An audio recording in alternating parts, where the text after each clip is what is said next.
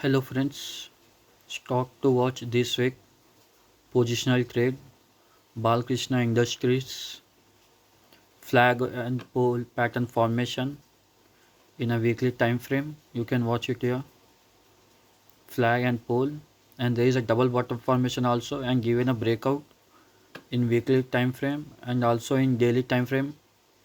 You can watch it here with a volume increasing in volume.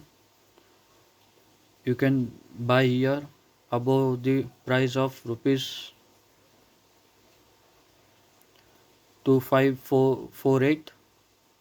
SL should be your 2440 for the target of rupees 267 first target.